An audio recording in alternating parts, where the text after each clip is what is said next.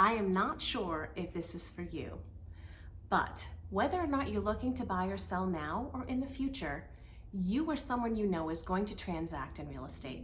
And things have changed as a result of the class action lawsuit with the National Association of Realtors. I'd like to break it down for you, but before I do, I want to first talk about how real estate transactions have been done thus far. So historically, when a seller enlists the services of a listing agent, they come to an agreed upon commission or fee for service between the listing agent and the seller. Now, typically, they would also agree upon an amount that would be paid to the buyer's agent or the co-broke. That is no longer being done, my friends. So how does everybody get paid?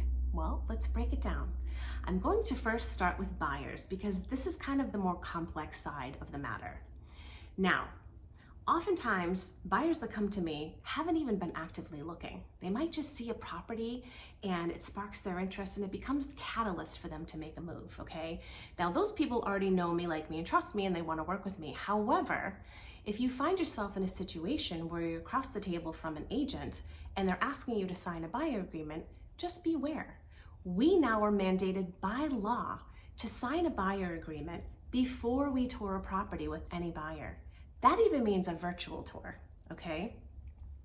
Now, it is important today more than ever to be working with a buyer's agent who is, competent, has expertise, has experience, who has a reputation not only with their clients, but also with their colleagues, because that's really important when you're trying to get offers accepted. And they're going to provide their value proposition to you. Why should you be working with this agent? Are they worth their weight in salt, right? If you're unable to have a consultation with a buyer ahead of time, which you should do, there are some ways to protect yourself from working with someone who might not be a good fit. The first thing that you could do in your agreement would be you could ask them to make it just for the weekend, maybe just for those few addresses that you're going to be touring. Or you could enter into a typical contract, but make sure that there's a trial period and a way for you to terminate that contract, okay? You should also be discussing with them how offers are written today, because now you have the ability to write your buyer compensation into your offer, because now a buyer is responsible for that compensation to their agent. Whereas in years past, that most of the time came from the transaction and from the listing side. So you can roll that into your purchase price and ask that the seller pay your compensation to your buyer at closing, or you can do a mix of the two. Some of it can be paid by the seller and the rest of it can be paid by you. But those are things that you need to think about when you're writing your offers moving forward, okay? If you feel like this is a great fit, this is someone that I feel like is going to add value, I feel confident with them, sign that agreement, because you really need to be represented. And something that a lot of buyers don't realize, I know in the past, I've had a lot of buyers say to me, well, why would I work through a buyer agent? I can just go through the listing agent. Not a good idea. Listing agents have a fiduciary legal obligation to their seller.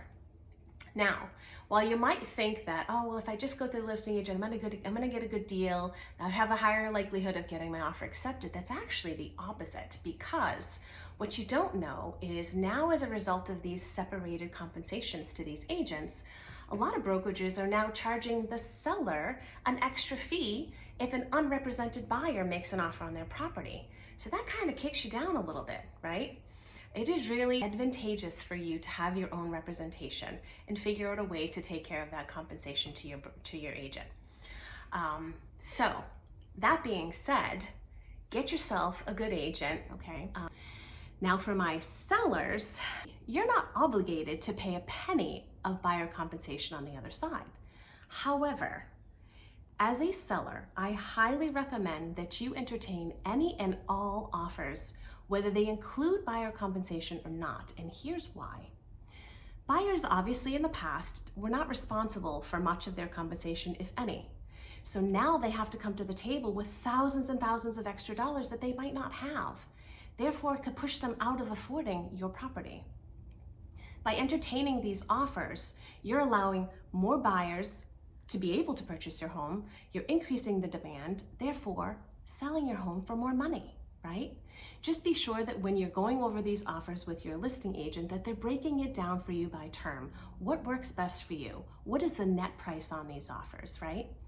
And one more thing I will say with sellers, By saying that you're willing to entertain all of these offers, it does not mean that you offer a price or you offer a rate or a percentage out to buyer's agents, because you don't know what those fees are on the other side. You don't want to overpay. You certainly don't want to underpay and make it so that these buyers can't make an offer on your property, right? So again, having an open mind really keeps this going, okay? So those are my few tidbits of advice. There's a lot more that I could dive down a rabbit hole about, but I'm gonna kind of keep it simple. If you have any questions on this ever-changing landscape, feel free to reach out. We're very supported, we're very educated, and we're still gonna make moves in this industry. I mean, look, we just survived COVID. I mean, if we can make such major policy changes and operational changes and thrive in that kind of market, this is nothing, guys. Nothing to be afraid of. Ignore those scary headlines. We've got you covered. So reach out if you have questions. I'm here. I'm always happy to help, and I hope you guys have a great day. Bye for now.